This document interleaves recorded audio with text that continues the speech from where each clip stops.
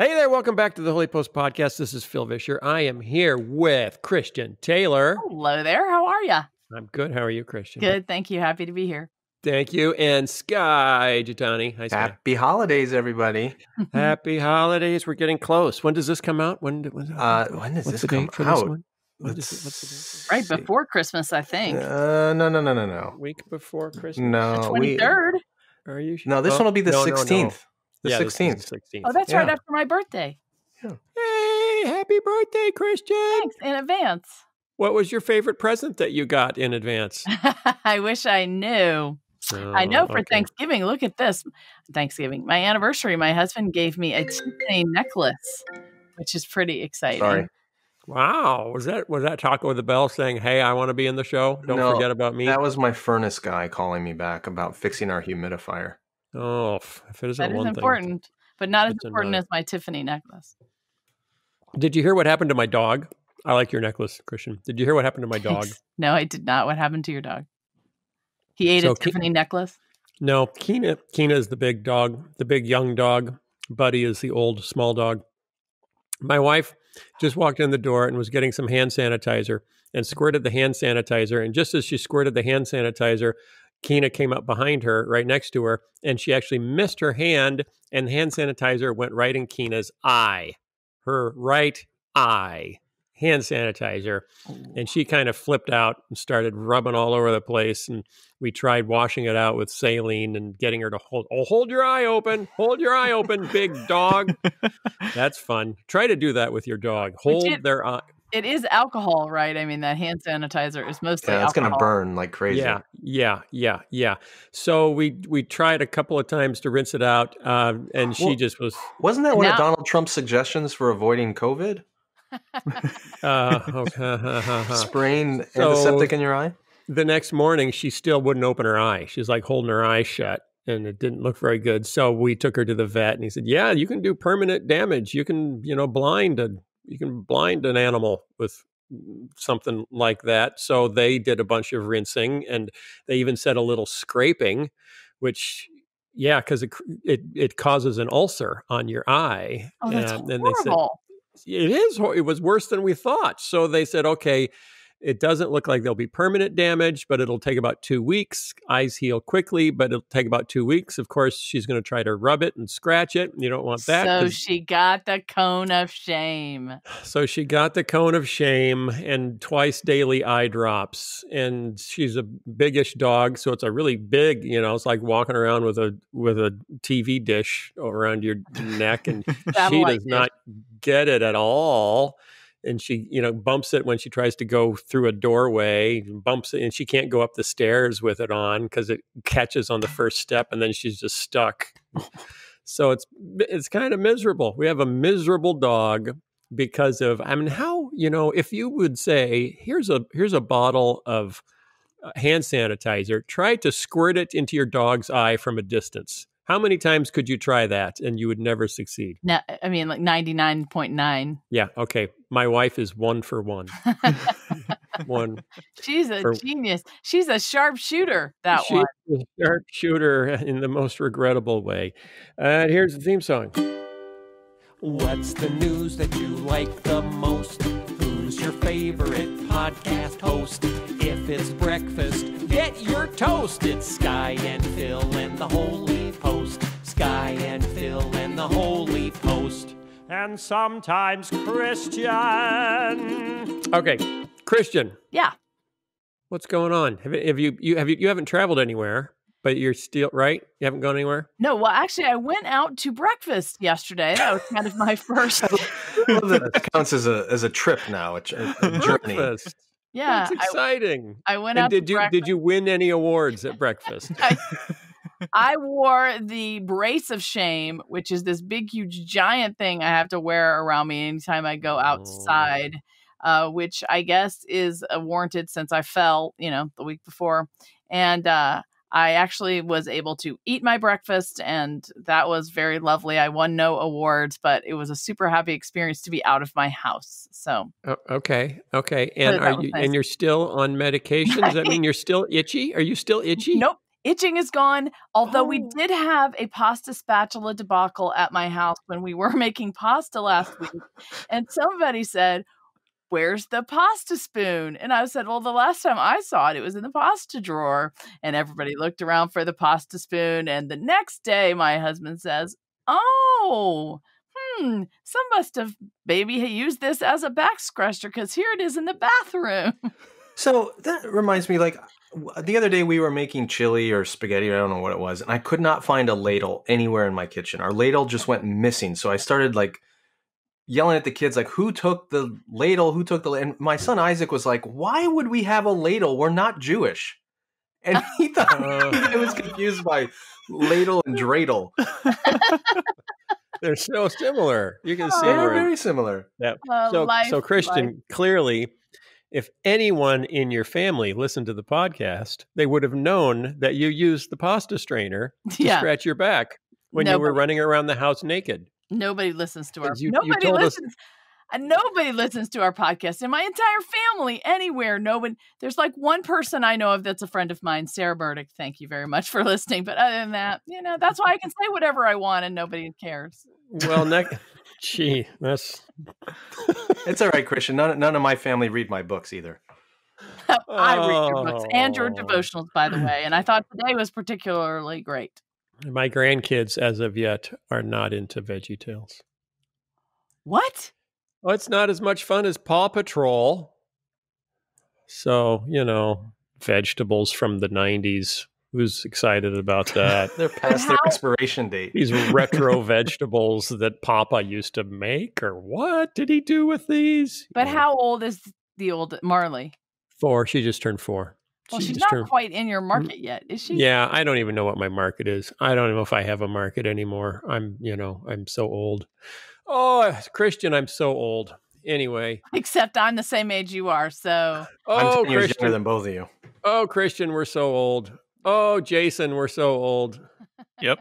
Not so much. Hey, listen, with all this happy stuff, I have to ask if we can make it serious. Of course, oftentimes that's my role, but I do have something that I would like to get off my chest, and I'm wondering if I could have that opportunity. Go for it. So I feel like I need to repent. Our good friend of the podcast, David French, wrote something today that was super, super helpful and a little bit convicting. And it goes something like this. Pediatrician Erin Carroll's advice: refrain from scolding those people. And the people she means are the people that kind of don't want to wear masks or are upset about that. While shaming others for their behavior during the pandemic may be personally satisfying, it's counterproductive from a moral and public health standpoint. The focus of blame is unhelpful because of what really matters is that people do as much as they can reasonably to prevent the spread of the disease. Not that everyone adhere to the same set of rigid standards, Carroll writes. I understand that COVID-19 shaming is rooted in frustration. We are angry about our inability to get a handle on the pandemic. But in our quest to scold and lay blame, even when we're publicly calling out truly bad actors, we're just making ourselves feel superior, which only makes it harder to achieve the solidarity we needed for shared sacrifice. And I thought that was very wise. And I thought back to sort of my rant, in the beginning of this during the Okoboji thing. And I truly was struggling to understand why we as Christians wouldn't put, others' health or welfare before our own and do something that didn't seem so hard. We wear seatbelts. We ask others to wear seatbelts. It seems simple. But I do think at some point I crossed over into frustration of who are these people and why can't they get it? And I do think even I participated in that public shaming part of it. And I don't think that that's much different than even the way that maybe sometimes I would think of MAGA supporters or other people that support Donald Trump. And so I just started pondering that and realizing that as Christians, we really do need to be careful, because even when we are in the right or we are saying something that is true, oftentimes we do have selfish motives where we want to be like, we're right and you should do what we're doing. And so We need to seek Right. ways, I think, to be peacemakers. And that is in the way that we do think about others and talk about others. So I publicly want to repent of that, say I'm sorry, and challenge others if they've sort of been in that same boat with me to do the same. Right. Right. I appreciate that, Christian. I didn't read the article, but was there alternative suggestions for a public health response that doesn't involve shaming that would be more effective at helping people actually employ like, I don't know, what were there suggestions in the piece? Well, I'm going to be honest with you. I only got that far. And it was only because my friend Sarah Murdoch, who reads David French with me every day, we read the Bible together, we challenge each other on different stuff, sent that to me and said, this really made me think as well. So I didn't read all of that. But I will say, I think the focus of it is, and David has been focused on, how can we come together as a company? Or as a country? How can we, what can we do to begin to heal divides? And I think that was probably the gist of what they were getting at. So I don't know that there are a lot of practical solutions. We've talked about this before. At the end, doesn't it come down to the individual's heart? And so in doing that, we hope to share what the truths are to one another in hopes of changing hearts and minds. Well, the good news is Sky and I have never done that. So we don't have anything to... The sin I struggle least with is self-righteousness.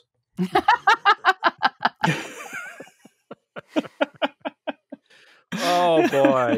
Somebody's going to pull that clip and take that out of context.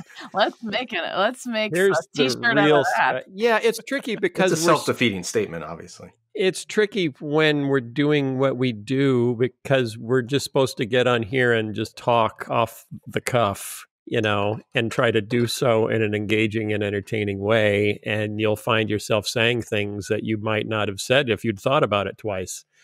But we don't reward people for long pauses in podcasts while they reconsider what they were about to say. We reward them for just talking, just keep talking. So yeah, I appreciate that. And I need to do the same thing from time to time. Yeah, well, I appreciate you giving me the opportunity to do that. And you guys do that. I mean, I love seeing people's things on Twitter when we make them laugh. Apparently, they really loved the pigeon conversation. And when I'm on drugs, this time I am a little bit more sobered up. I do think it's important on this podcast. People have said to us that it is important to think a little bit more deeply about how we interact and engage. And so I think there's times and places for both of those. So. Yeah. We could make it one of our Patreon goals is to have enough money to keep you kind of slightly on drugs all the time. We can make it one of the tiers where you can it's a tier. Contribute to... Yeah, specifically, I picked this episode. I'm sponsoring Christian's loopiness in episode 489. I don't know. That's such a healthy plan for any of us. But anyway, we'll enjoy it while it's here. Okay, Christian, I do have one tangential thought to your apology, though, which I'm posing this as a question. Do you think we have lost the value of public shaming, or do you think we do it too much? Like a lot of the politically correct stuff that goes on the left is public shaming. And a lot of us recognize that it borders on thought policing and speech control and all that. But throughout history, like societies largely have remained stable through public shaming. There's a sense that when you violate a norm, the community shames you for it, which helps keep people in line. It's not the ultimate level of moral kind of development. It's an intermediate stage. We should get to a place where our moral compass is an internal one, but there is a place for community shaming that isn't all bad. Are you kind of talking like, balloon pants of the 80s or whatever? No. I'm saying think back to... give me an example. Go back to the Puritans, right? Go back a couple hundred years. And if somebody was caught in adultery, you'd burn them. There was a public shaming that happened. But part of the positive effect of that was sexual activity outside of marriage was shameful enough that people didn't do it as much because they didn't want the social repercussions of it.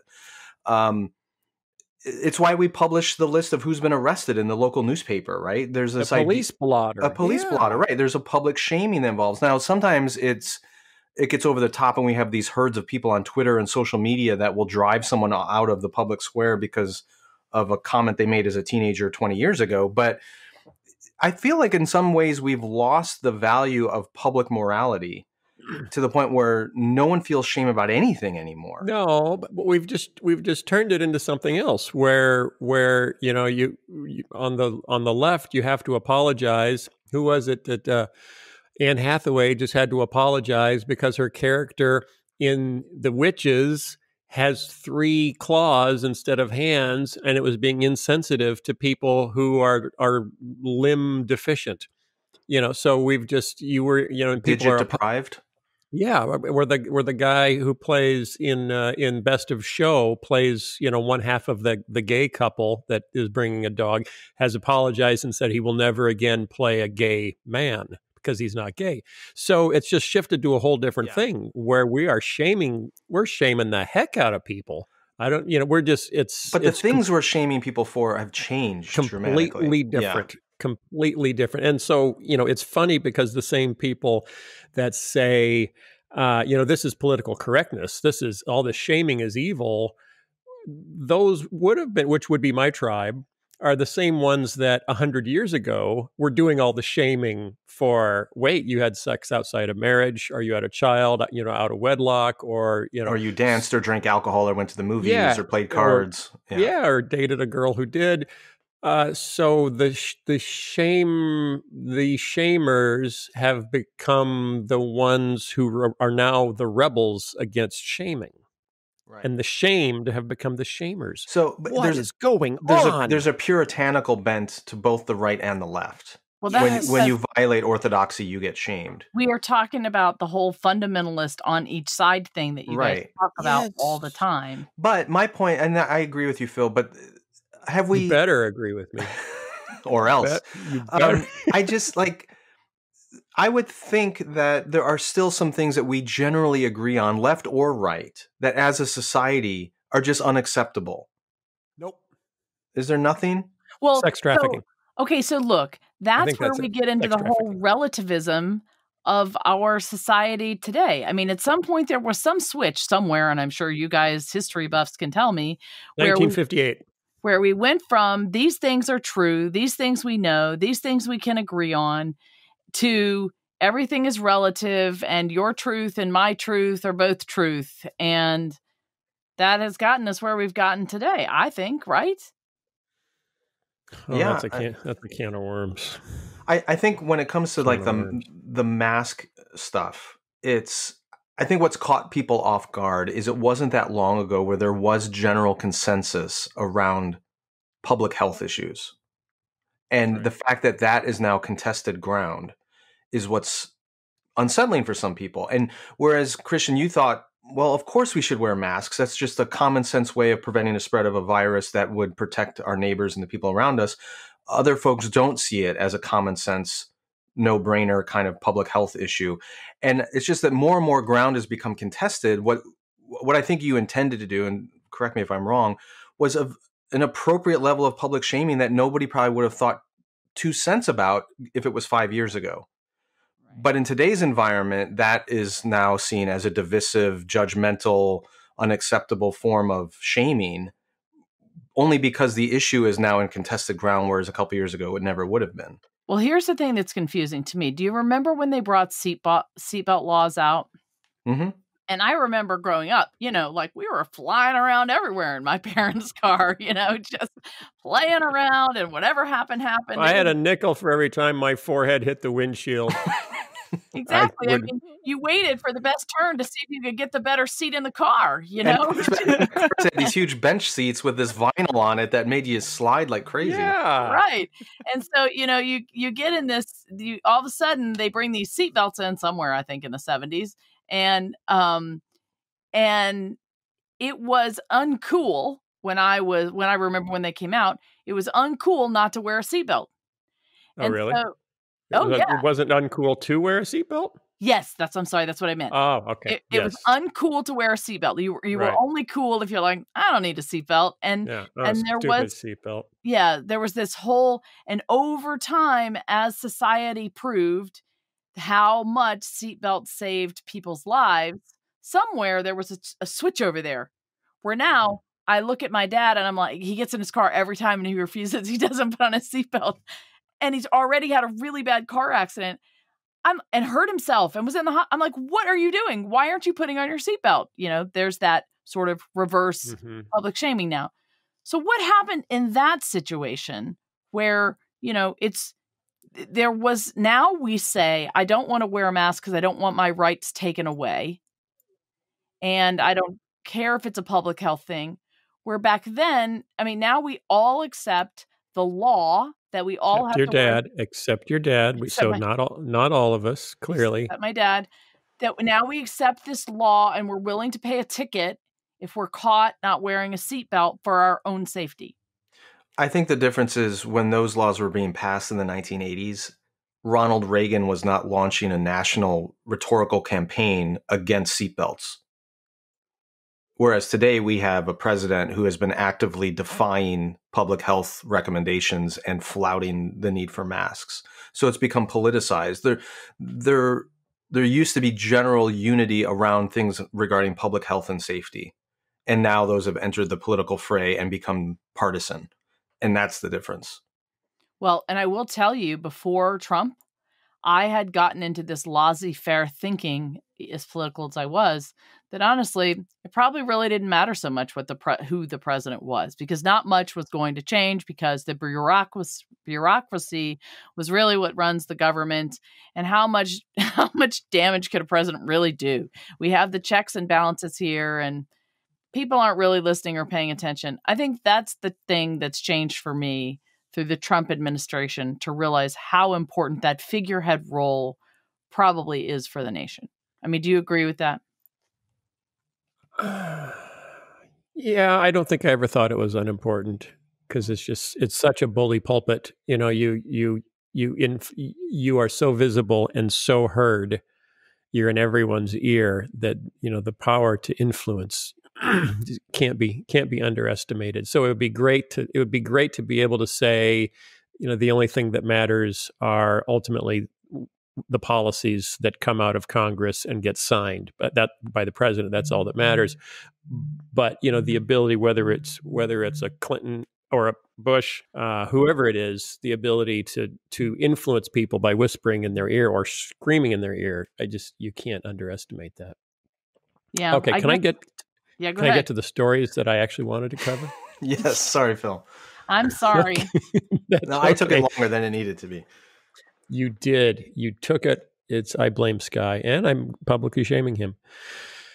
Can we talk about millennials?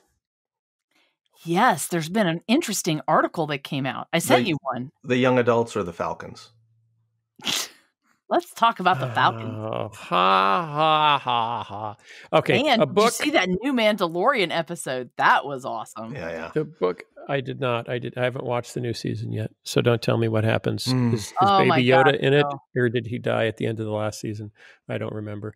Okay. Anne Helen Peterson has written a book called Can't Even: How Millennials Became the Burnout Generation, describing the plight of most millennials in America. And now we do have a millennial on the call. Jason, you're still a millennial, right? As far as you know. Legally, yeah. I'm actually a zillennial. I'm right on the cusp between Generation Z and millennial. Yeah, I'm the defining year between the two. So, wow, congratulations! Does that feel like a heavy mantle to bear? Yeah, pretty much. Yeah, I feel like you really err on the Z side. Do you get like a special card with that? I wish. Yeah. Like, okay. Yeah. Okay. We're a generation that has never quite been able to find any stability, economic or otherwise, we being millennials. And it's not just because we've endured two financial crises, the Great Recession and now the coronavirus, though that's obviously part of it. It's because the world we've inherited set us up for burnout. And this is the issue. You're just talking about millennial burnout, that we have a generation that's kind of burning out at an unprecedented rate compared to prior generations. So what are the most common complaints or themes? There's a lot, as Anne Helen Peterson, the author of this book, was studying millennials, doing a lot of interviews. So there's a lot of sadness and regret. Many people I heard from believe they made the choices they were supposed to make, and it led them to a deeply unsatisfying place. And before we go further, the reason I'm bringing this up is because ultimately what I want to get to is, what does the church have to say about this or do to respond to this? Because, the founder of Zappos, who just died, Tony, I don't know how to pronounce his last name, I think is his last name, died in a house fire a few weeks ago. And there's been more kind of unpacking of his story. And, because he was one of those entrepreneurs that was trying to create nirvana, was trying to create utopia, kind of a worker's paradise, but a completely secular utopia. And it just, it flamed out. He flamed out. And so I think it's interesting as we've pushed millennials, to find nirvana or utopia largely through self-definition, either through your work or through your social media, and it's not working, and the church has been too silent on it. So, okay, Anna Helen Peterson says, the overarching thing is precarity. Precarity has been connected to burnout historically. So they're living in a very precarious position. People in poverty have been dealing with burnout forever. But now these aren't people in poverty with millennials typically, but there's a feeling of instability that's the baseline economic condition for many, many millennials. Precarity is the state that most Americans find themselves in. It's operating with the knowledge that one big life gust, a car accident, a serious illness, a house fire, a lost job, could send you spiraling toward bankruptcy or eviction. It's living with massive amounts of debt and not knowing how you'll service that debt if your income stream fails. It's not having family members who are in a financial position to support you. It's basically operating without a safety net.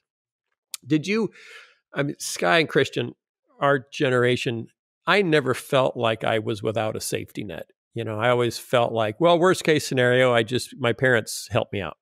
My grandparents, I could go to my grandparents. They did well. They could bail me out. Did you guys feel the same way? Yeah, I did.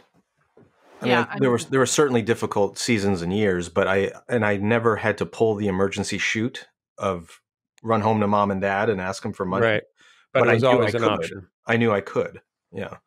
Well, and I grew up in the South where, when I grew up, it was, my dad paid for my high school and my college education. And until I, was able to either get married or, got some sort of job, I was taken care of. So, but I will say, once I was a single mom and had a child, I didn't have a safety net, so there was a scary time there when I was in that position where I had debt, I had a child, I didn't know what I was going to do.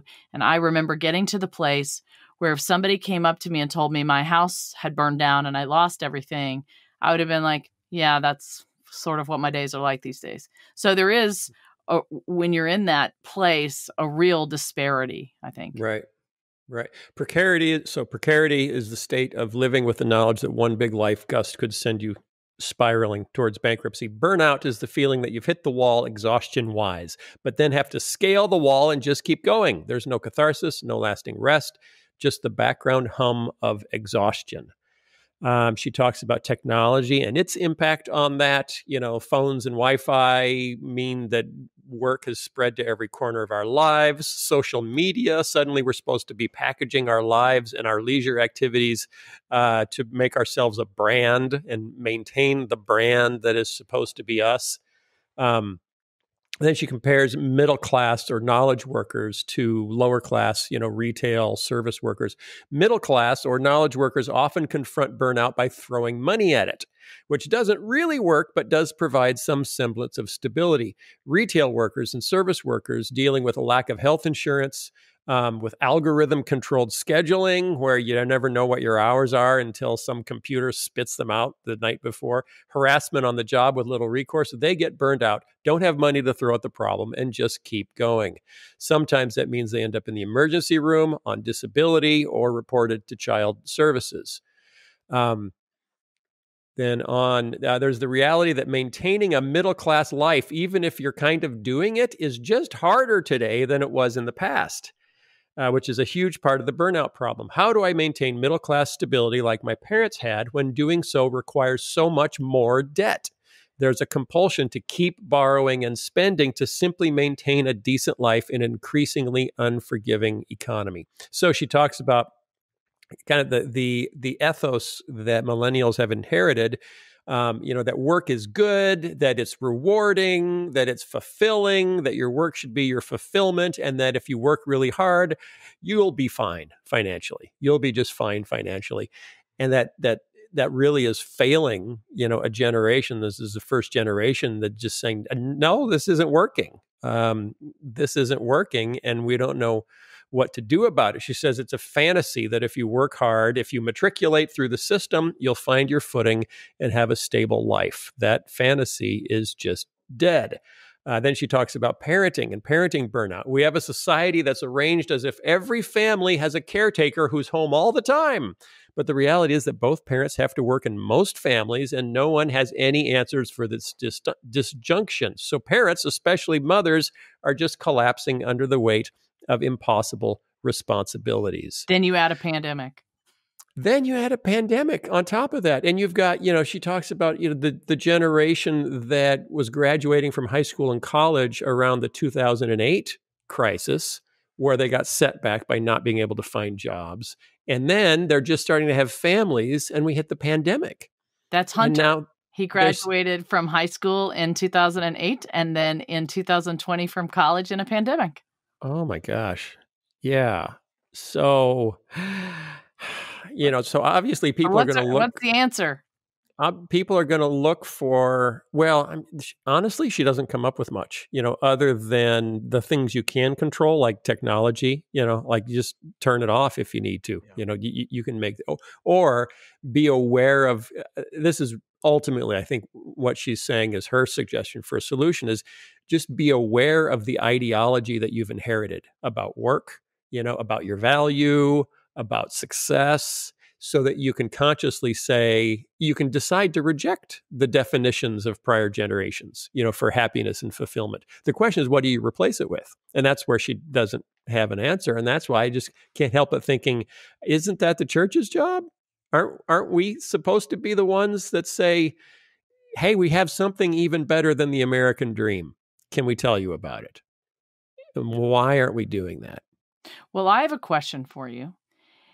It seems to me that there was a time in America when things were even worse than they were when the millennials sort of came into being. And that was the early 20s, the 30s, even into the 40s. And there wasn't this same, feeling that I'm hearing the millennial generation express now. And so what's the difference? But there's difference in social media. Well, yeah, there are a couple of things. I think if you, in the 1930s, if you visited a Hooverville, a shanty town built to protest the mass homelessness at the time, you would hear a lot of despair. So you would hear a lot of that similar.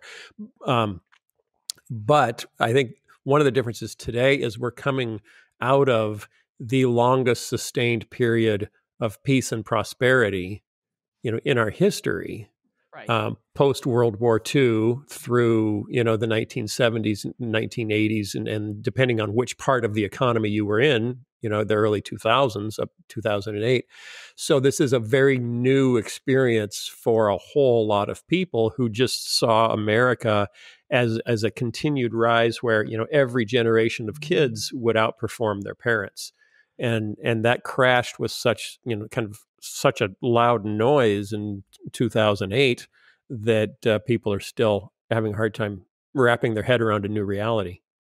I think, Christian, your point is a really, really important one to compare right now to the 1930s and the greatest generation with the Great Depression and all that. And I think there are, to oversimplify, I'd say there's two significant differences between then and now.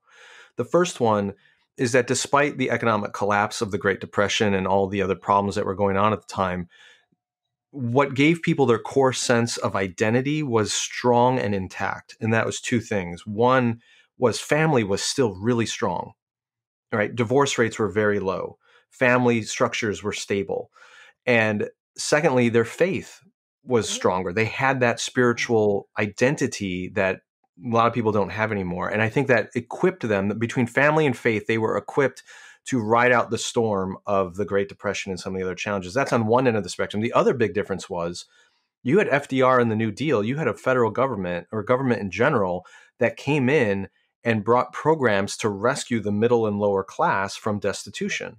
And some people look at that as a bad move, or it was government overreach, but they forget that this was also the era, not too many years before that, you had the Soviet Revolution in Russia, right? Communism was on the march around the world, and there was a real fear that communism was going to come into the United States if enough people were poor and destitute and angry about it. So part of FDR's strategy was, well, we're going to do enough to help so that we can keep communism away and maintain a free economic system. So although conservatives criticize FDR and the New Deal as too socialist, it was his socialist policies that prevented communism from taking root in America.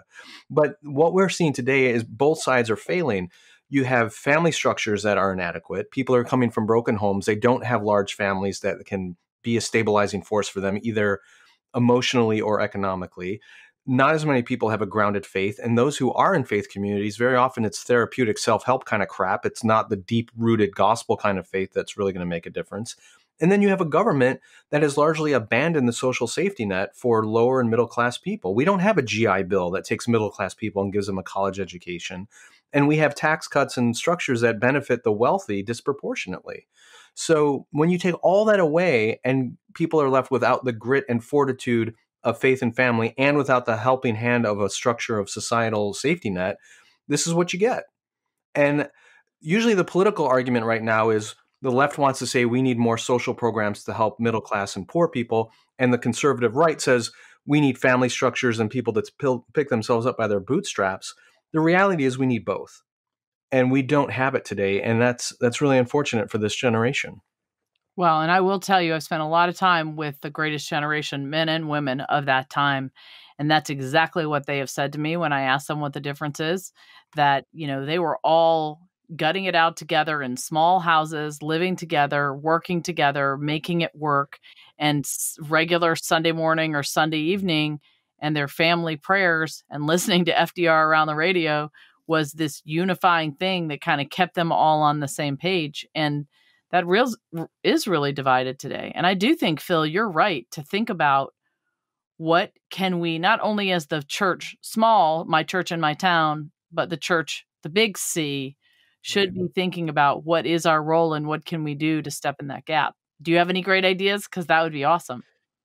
I'm going to go back. Last week, I quoted Rick McKinley, and he was talking about the new religion of white Christians. And his last quote was, the gospel was never about protection. It's about proclamation. It means you go out into that dark, scary world and live a different story.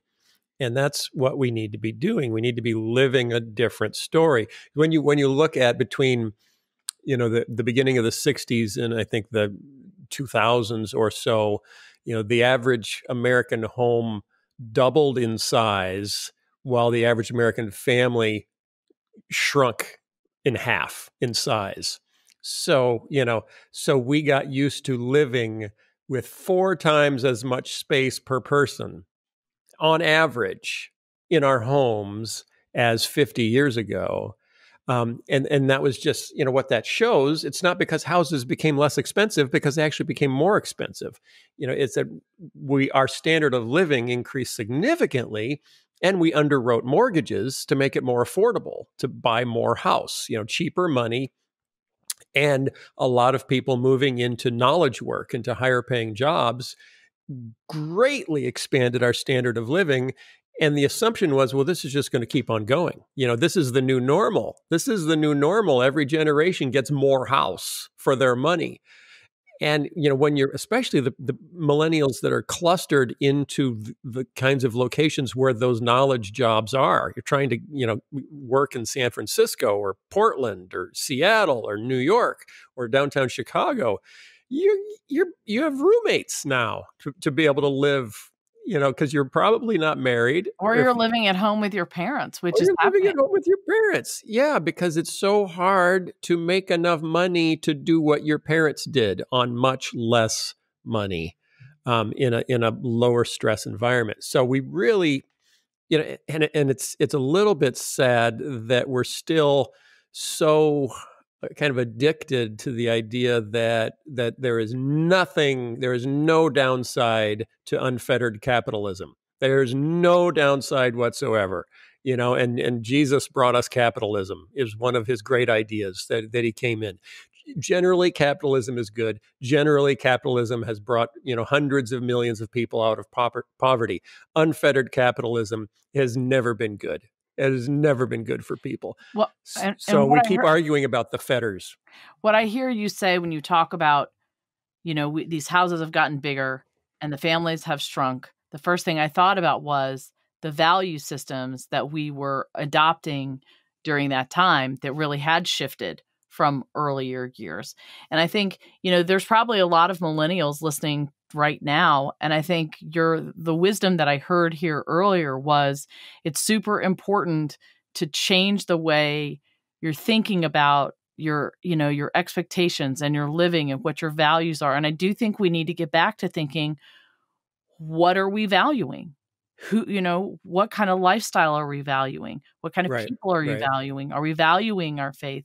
And what do we want our lives to look like? Is it that we want to live in this big house, or is it that, we want to live in a neighborhood in a regular size house in a home that engages with our community? What is your value system? And rethink. And we've got a mix of pastors who are saying, to attract an audience, God wants you in that bigger house. If you're faithful, if you pray for it, if you name it and claim it, whatever it is, the better job, the bigger income, the bigger house, God wants to bless you with that. So we've got some people that are turning the American dream into gospel. What we don't have, and we have some people that are just defending it because I think you're attacking America.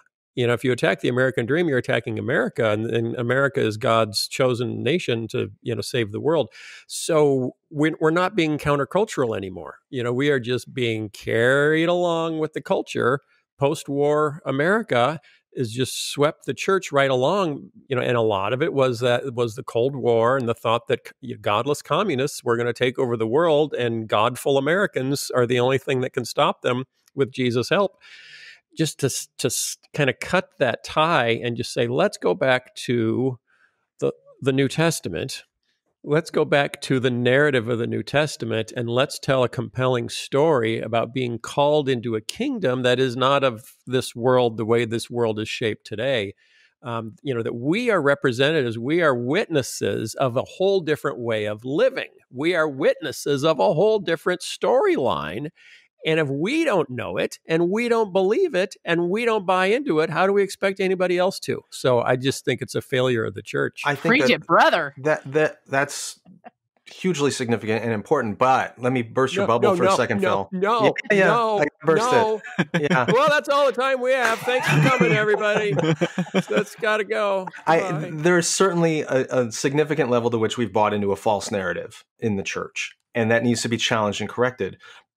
But I'm thinking back to when I was a young pastor. I would like to I was in the process of writing my first book about the impact of consumerism on our faith. So this was the narrative rethinking I was doing. And in the midst of that, my son Isaac was born, and he was born 8 weeks premature. He spent 2.5 months in the hospital in the NICU.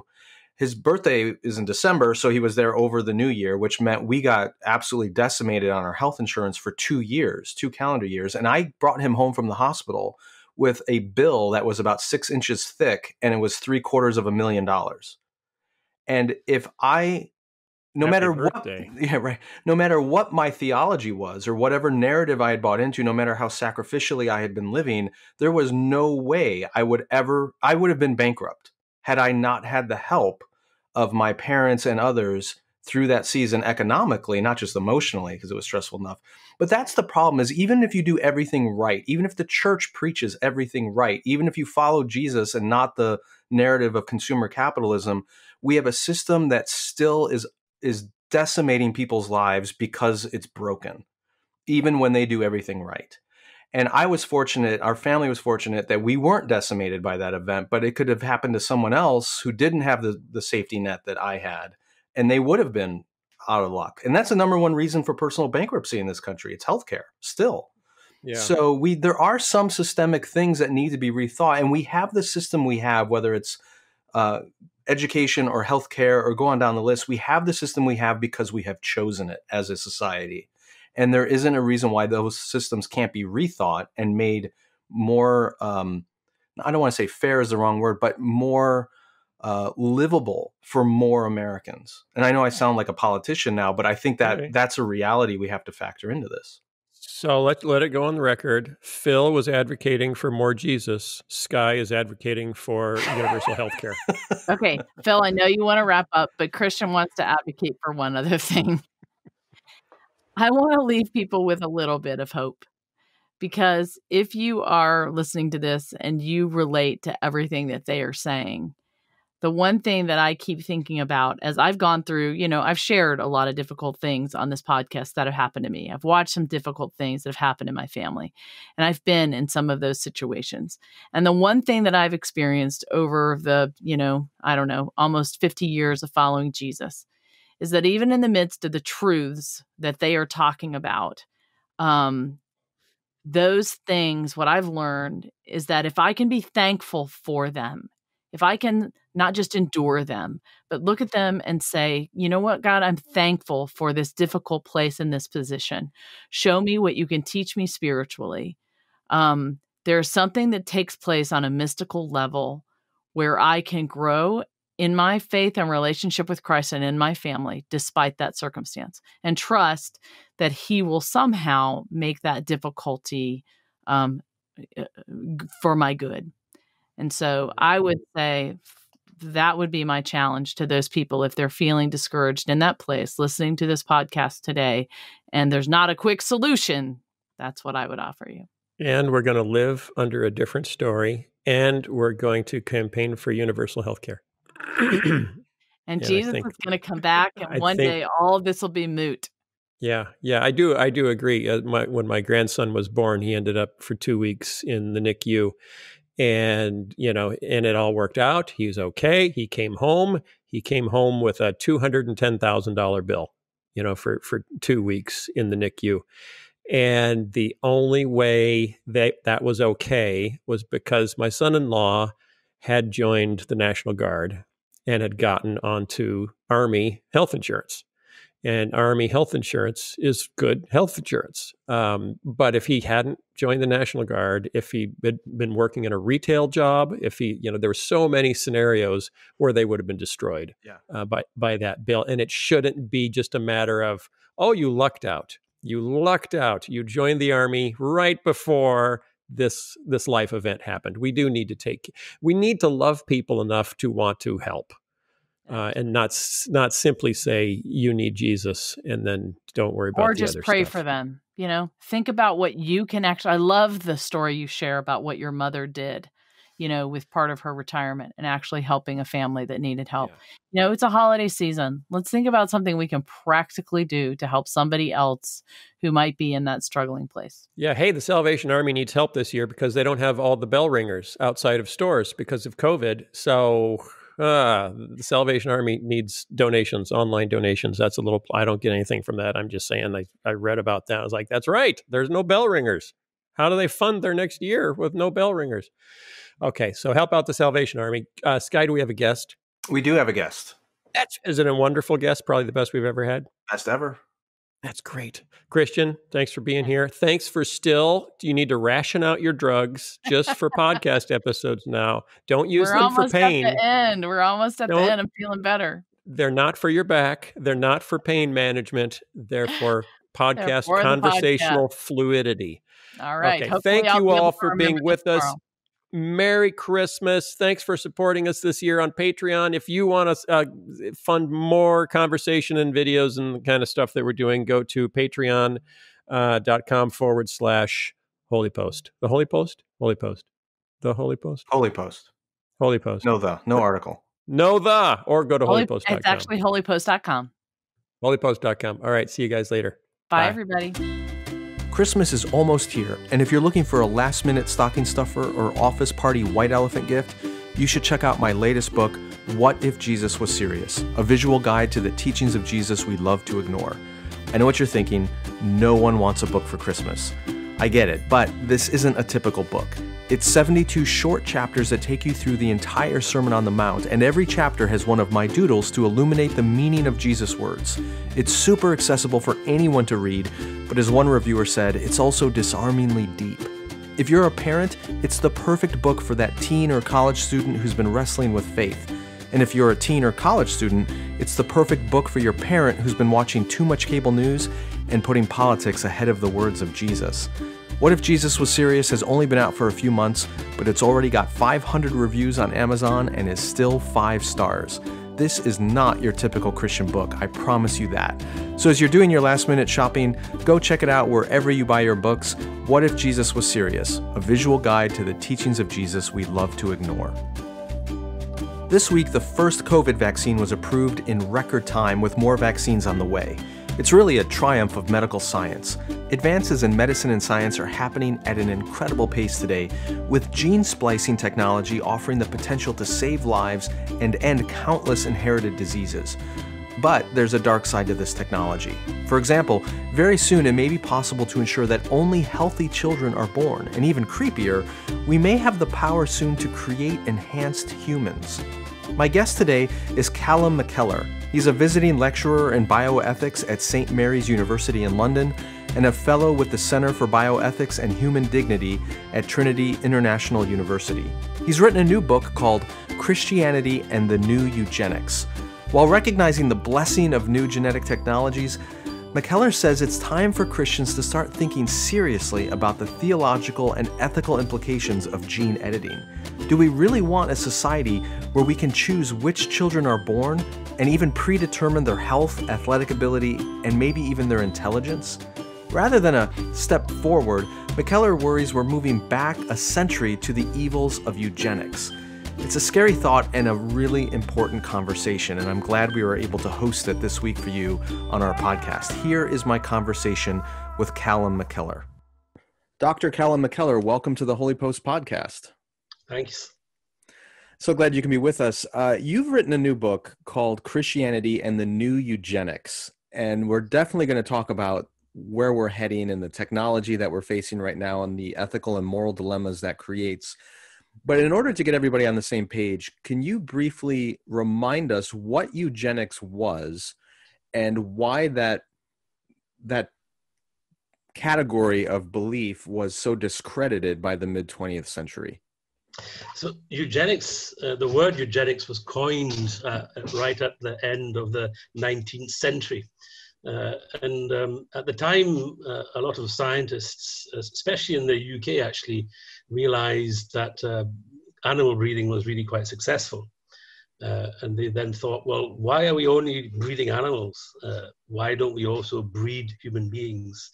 And that's when the topic of eugenics became a lot more popular.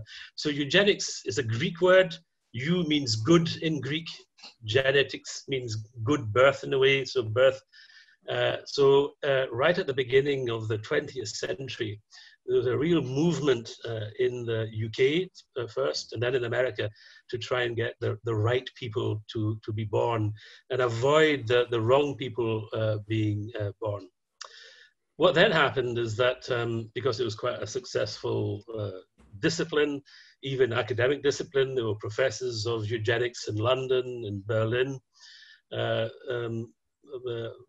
National Socialists were really very keen on the idea in their ideas of racial hygiene and improving the Aryan race as they saw it. And they really they really applied a lot of the ideas that were developed in the UK and in America with the consequences that had during the Second World War, the horrific consequences that had during the Second World War. So basically, after the Second World War, because people saw what applied eugenics represented, it became taboo. Nobody really wanted to talk about this. Nobody really mentioned it. You certainly didn't have any professors of eugenics anymore. So everything stopped in 1945. And it's only recently that it's starting to come back. It's important for people to realize that eugenics was not just a popular Nazi belief system or scientific pursuit. This was a widespread, academically pursued, acceptable way of thinking. You even quote Winston Churchill as being an advocate for eugenics early on. And on its surface, scientifically, it kind of makes sense. The idea that you breed animals for certain traits or to eliminate certain traits, and there are certain undesirable or downright diseased traits which are inherited through generations. And if we just prevent those people from reproducing, we could eliminate certain traits or even diseases from the human population, which led to things like forced sterilization of what were known as the feeble-minded, or people who had mental illness or retarded intelligence or other ailments. But the Nazis come along and say, well, actually, Jews in general are an inferior race, so let's just eliminate them altogether. And it became rather subjective of what traits should be advanced and which ones shouldn't, which leads to horrific moral dilemmas. That's right. But in your book, you're not just looking at the historic origins of eugenics, but you're saying we are entering an era where eugenics is being reborn, but we're doing it in a different way. Explain to folks what technology has developed which is bringing eugenics back to the forefront. So eugenics is really coming back because of a procedure that was developed just about 6 years ago. I mean, there's a few other areas where eugenics is present, but why it's really taking off now is because of this procedure called genome editing. So genome editing is trying to change the whole genome, which is a complete genetic heritage of a person. And 6 years ago, they discovered, scientists in America, a procedure, I won't go into the name, it's called CRISPR-Cas9, that will revolutionize biomedicine. Now, this genome editing, in some areas, it would be quite positive. I mean, and something that I would support, I believe most Christian churches will support, and that is trying to do gene therapy. So say somebody is very sick, they've got a genetic disorder, and they try to change at least certain parts of this person by changing the genes of the cells, and then try to heal this person. That is something that all medics will accept, most churches will accept as well, something that I accept. However, what they are going to try and do, and where a lot of top biomedical organizations are pushing, is to try and change the genes even before the child is conceived, even before the child is brought into existence, even at an embryo. So that is completely different, because there you're not doing any therapy, you're not healing anyone, people don't even exist yet. What you're trying to do is improve the kinds of children that are brought into existence.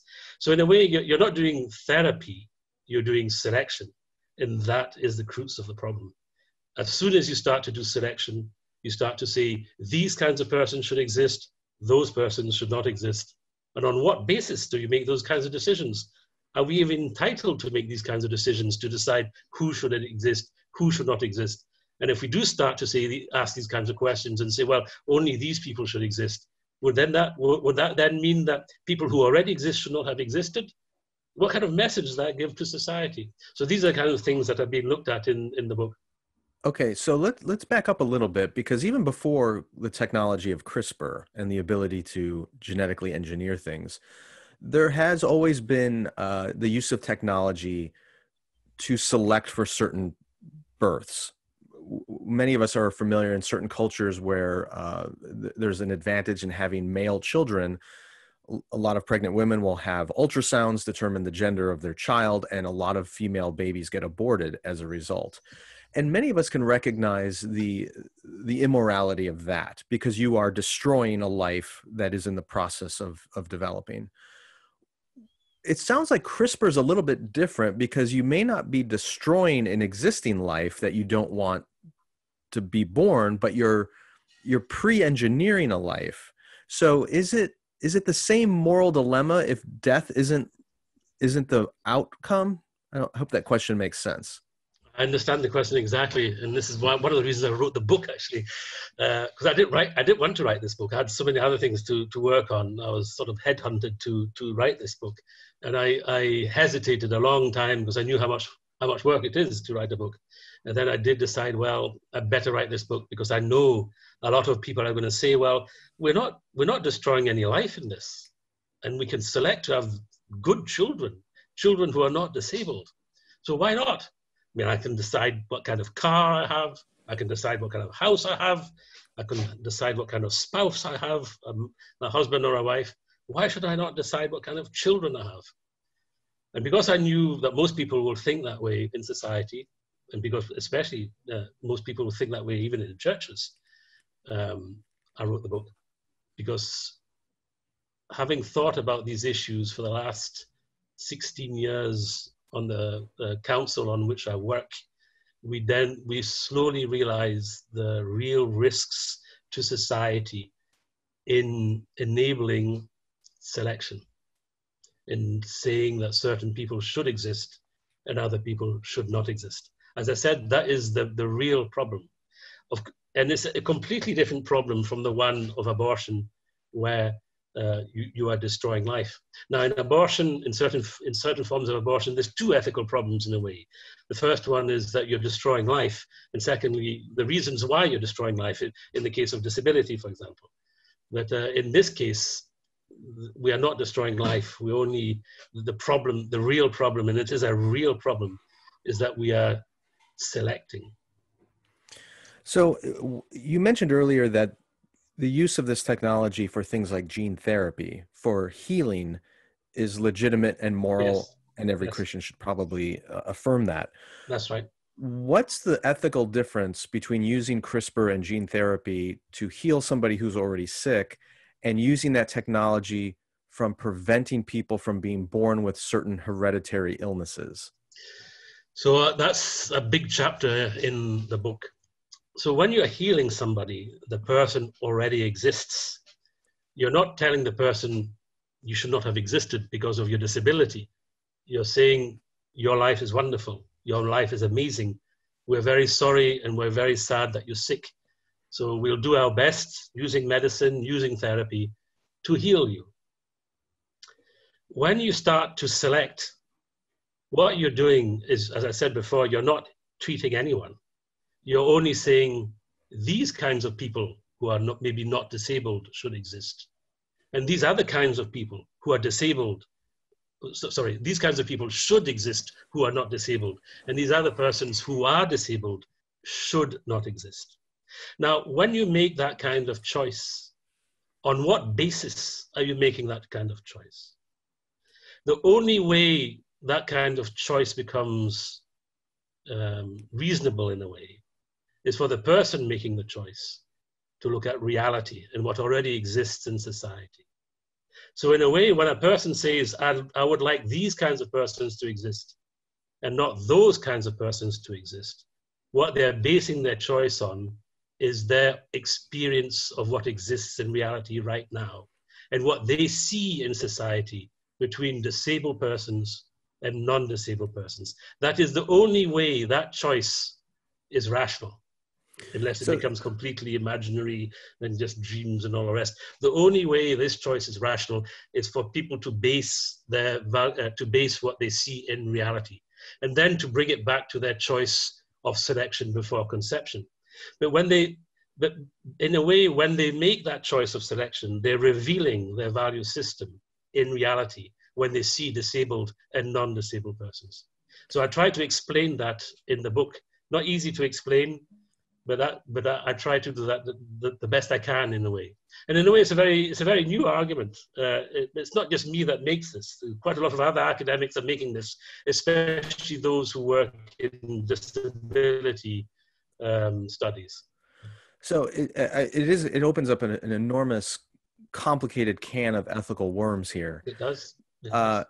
so for simplicity's sake, in my mind, and I'm not a scientist, but it feels like these kinds of decisions may fall into three categories. I know this is going to be super oversimplistic, but there are those traits which we would mostly agree upon would be immoral to discriminate against. For example, if we were to eliminate all births of people who would eventually be bald, you and I both have follicle challenges, right? We would say, no, that's unethical. You shouldn't eliminate people from existence just because they're bald. Things like that, or various other visible traits like that. Then there's this middle sort of gray area where someone could argue, well, we should eliminate children being born who are deaf or blind because that's an undesirable handicap. And yet I know deaf or blind people who would say, no, life being deaf or blind is not only rich and meaningful, but there can be a sense of community and culture around being blind or deaf. And so that gets kind of gray. But then there are, on the other side, things that I would assume universally we would say the world would be a better place if certain diseases did not exist. Like if we could genetically eliminate hereditary cancers, or if we could genetically eliminate sickle cell anemia or hemophilia or all these other horrible diseases, we should do that, which isn't the same as saying, well, let's get rid of all bald people or anybody who's deaf.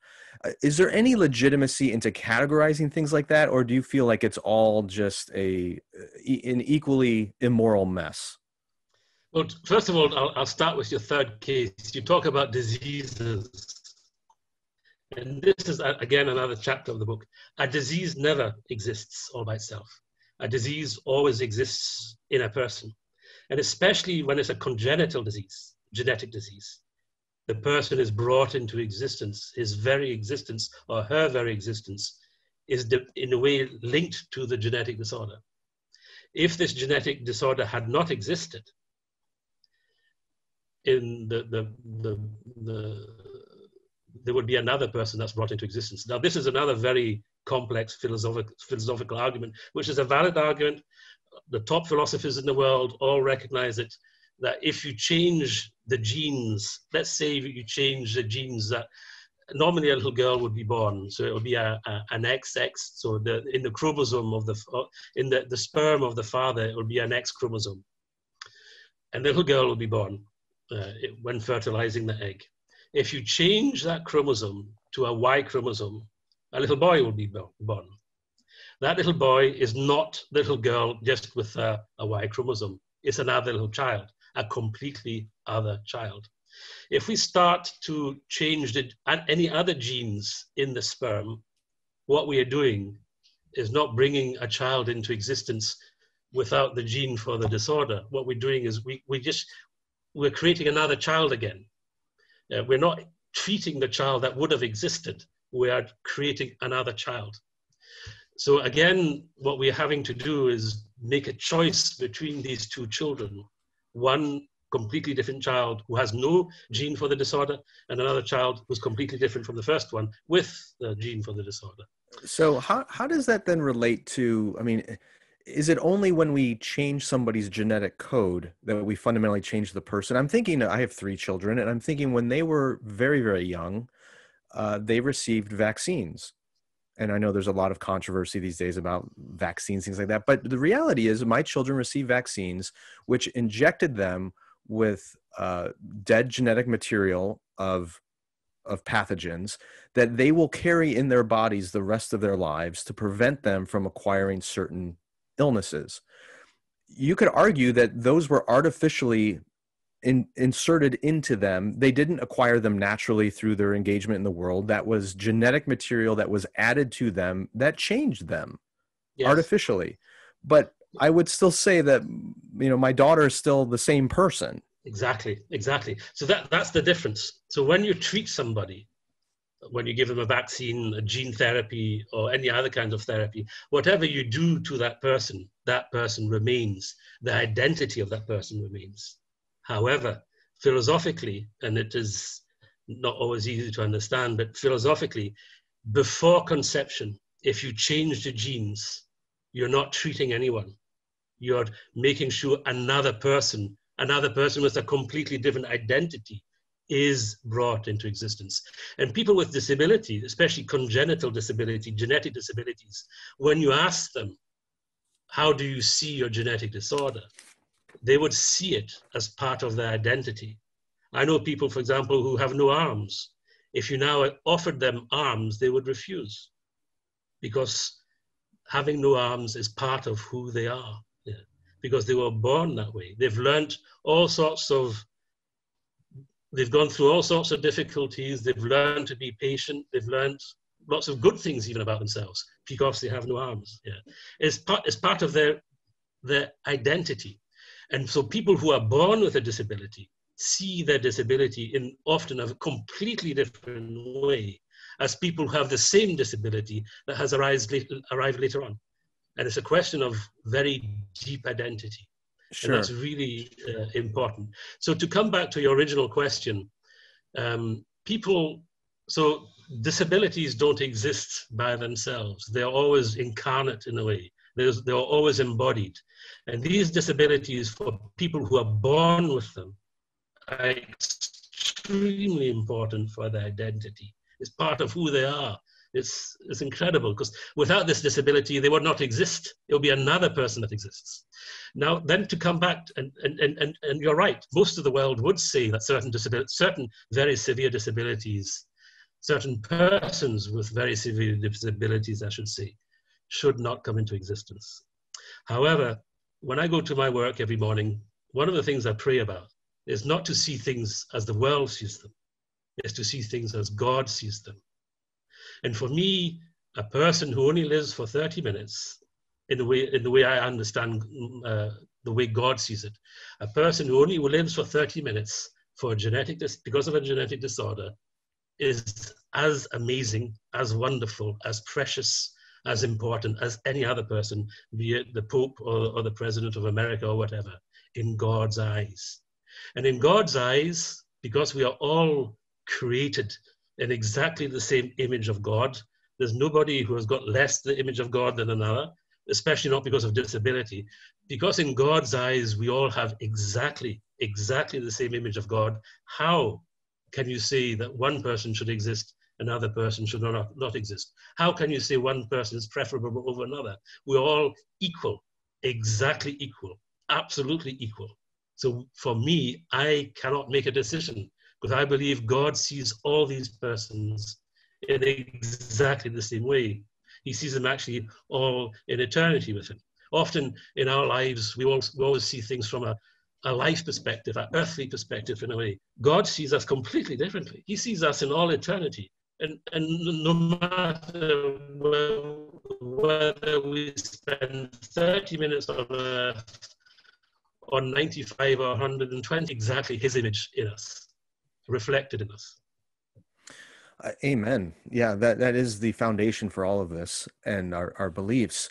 I want to keep clarifying how what we're doing now, or the technology we have now, is similar or dissimilar to the eugenics that was practiced in the 19th and early 20th centuries. In the first round of eugenics, one of the criticisms ethically was that these treatments were often imposed upon people against their will. There was forced sterilization of many, many people in the United States. And then, of course, the Nazis took it to a whole nother level and executed millions of people that they felt were genetically inferior. The immorality of both of those things is clear, hopefully, to everyone. The argument that people would make today in the new form of eugenics with CRISPR and these genetic engineering is that it's not being done to people involuntarily, that a person would choose, whether it's gene therapy, or they would choose to genetically edit their child. And so is it unethical, especially when we are in a secular environment which basically boils morality down to personal choice? Can we as Christians make an argument that a secular culture will receive for why this should not be? That's a very good question. It's a question I've been asking myself for a long time as well. So you're right, that there's really only two things that make our culture tick, especially in the UK. One is autonomy, so that's all about choice, being able to make my choices, and not being restricted on those choices. And the second one is the enhancement of pleasure, happiness, and trying to avoid suffering. Those are the two things that make society in Scotland, in America, I'm sure it's the same, tick.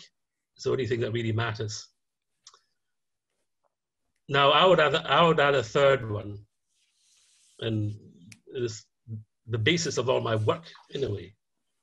I would add equality and the value of life. Now, our society still believes in equality, radical equality. It's one of the reasons why Black Lives Matter. It's one of the reasons why lots of other things matter. Lots of other people matter, I should say. So equality is still there. If you ask people why people are equal, they would find it difficult to answer. When I go to academic conferences now where the academics, the big professors, no longer believe in equality, because all they see is autonomy and the quality of life. And those are certainly not equal between us. Some people have very little autonomy, like infants or people with very severe mental disability. Some other people have very poor quality of life who live in very difficult parts of the world. So basically, if you only look at autonomy and quality of life, none of us are equal. What makes us equal is the value of life. And for a Christian like myself, this comes from the fact that we are created in the image of God. How we are, as Christians, going to argue our case against eugenics, especially the new eugenics, which is not compulsory, is going to be extremely difficult. And this is something I don't think we'll manage, to tell you the truth. I mean, I don't know how we're going to, if you read the book, the conclusion is about the fact that, yes, people who are very disabled from a genetic perspective are only going to live 30 minutes once they're born, or a few years with a lot of suffering. That is the conclusion of the book. And our society is going to say, well, this is terrible. We can make sure that these people do not exist. We can make sure that other people exist instead, who are happy, who will be successful with relating to sport, to intelligence, and so on. So it's going to be a challenge. It's going to be an incredible challenge. And I feel that, yeah, we probably will lose the war. We're going to lose all the battles. I'm pessimistic about it. However, when you think about it, if only happiness and autonomy matter, if happiness is the only thing that matters, in the future we'll become biological happy robots.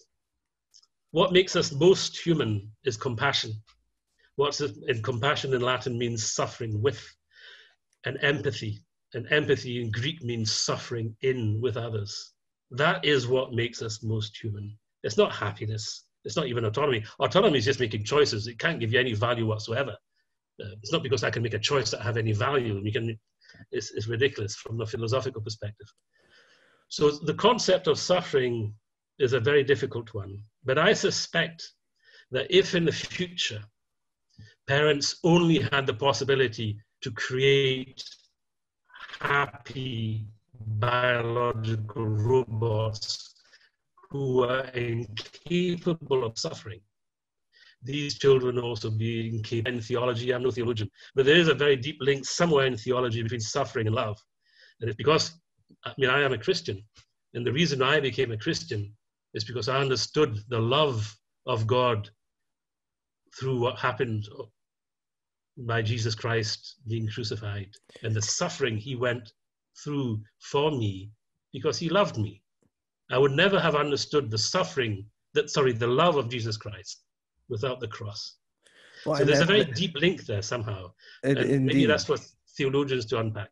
Well, yeah, I think you're absolutely right. And one of the great gifts of Christian teachings to the world is that we offer a message of redemptive suffering.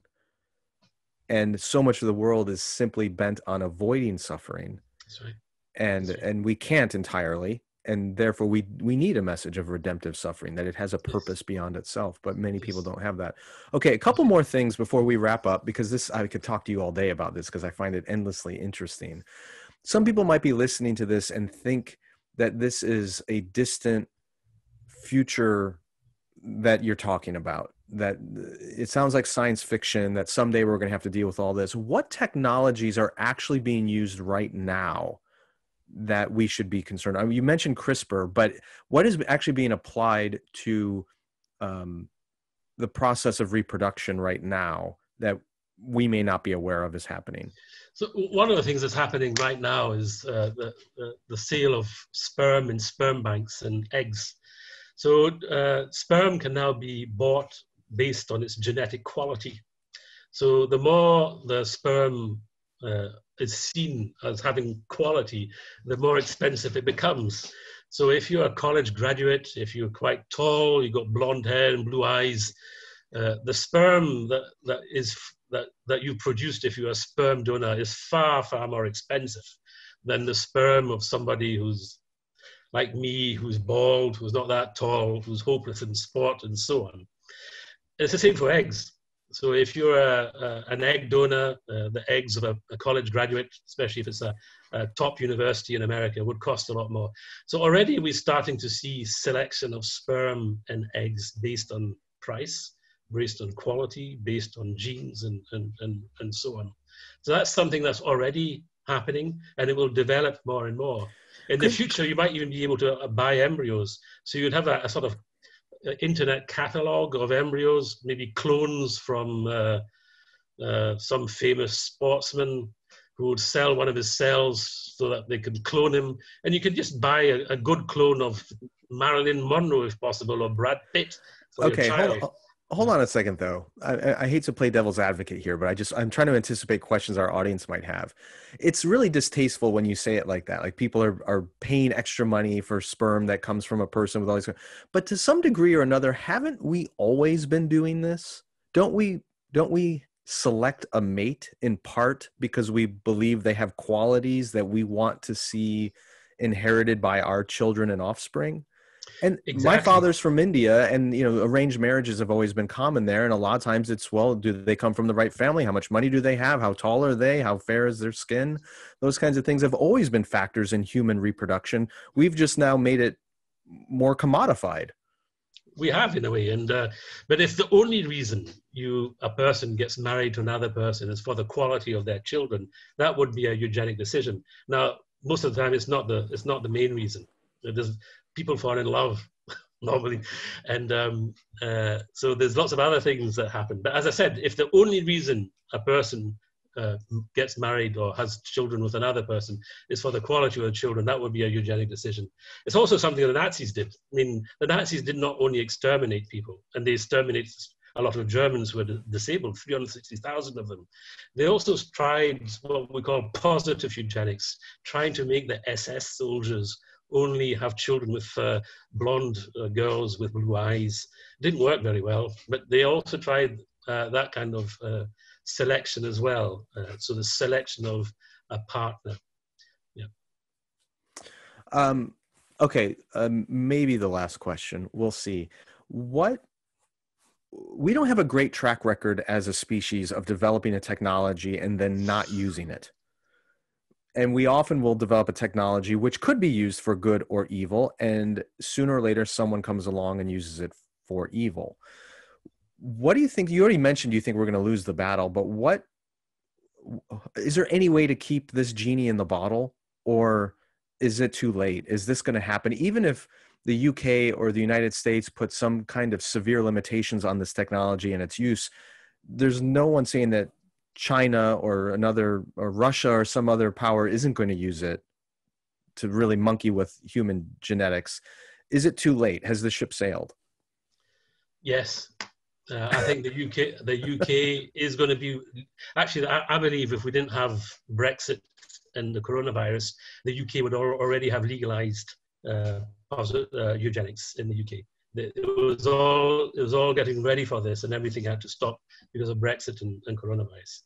I think in the future, it will probably be, especially in developed countries, the only people who probably have, well, a large section of the people who would have disabled children will be Christians. Yeah, everybody else would have super children who are genetically superior in intelligence and sport and mathematics and music and everything else. Wow.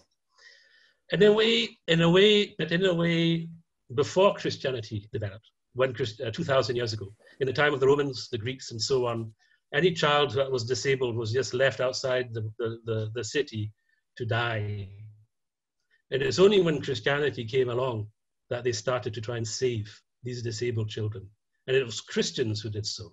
And it was one of the ways the Christians had an incredible witness in that society 2,000 years ago amongst the Romans and so on, was to show that every life mattered.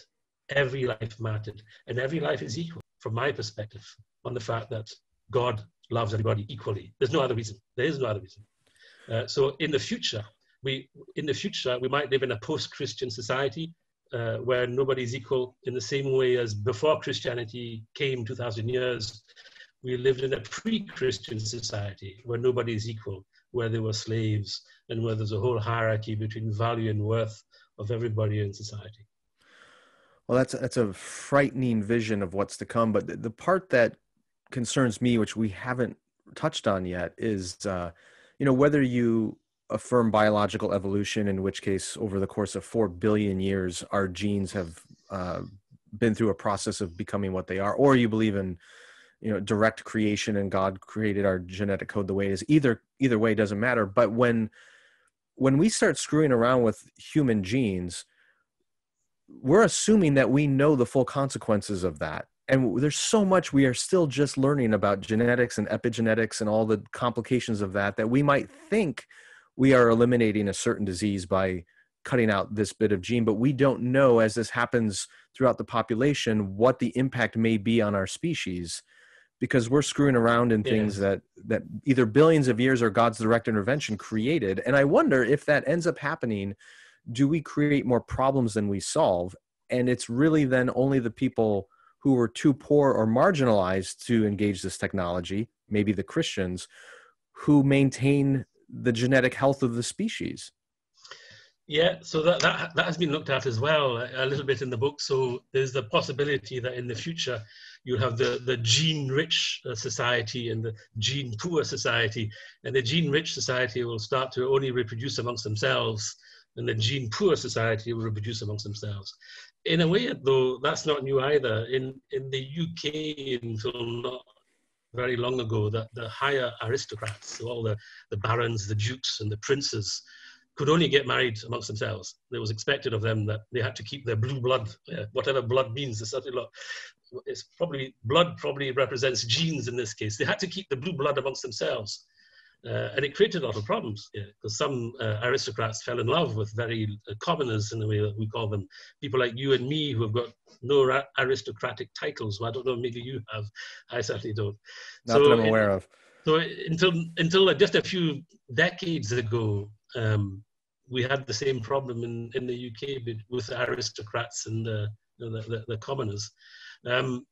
There's a risk as well that because these two species, the gene-rich and the gene-poor, will continue to evolve apart, there's some people are concerned that we might create two different species of humans, the sort of superior humans and the inferior humans, from a biological perspective.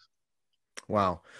Well, Dr. McKellar, we're going to sign off here, but if you would stick around for a few minutes, I want to record an extra little bit with you, because you mentioned that there's some news about to break regarding eugenics in the UK and the US that we're going to talk about for our Patreon subscribers. But if you're not a Patreon subscriber, you should sign up and you can get that extra material. And you really, if you're interested in these topics, should pick up Callum McKellar's new book, Christianity and the New Eugenics. It'll just blow your mind with all that's going on that we don't talk enough about, and the real moral and ethical dilemmas that we are about to face. So, Dr. McKellar, thank you so much for being with us. Thank you. Thank you very much. The Holy Post Podcast is a production of Phil Vischer Enterprises, that's Phil's company, and Sky Pilot Media, that's Sky's company. Production assistance by Julie Betcher. Editing by Jason Rugg. Help us create more thoughtful Christian media by supporting us at patreon.com/holypost. Also, be sure to leave a review on iTunes so more people can discover thoughtful Christian commentary plus ukulele. and occasional butt news. Visit holypost.com for show notes, news stories, and more.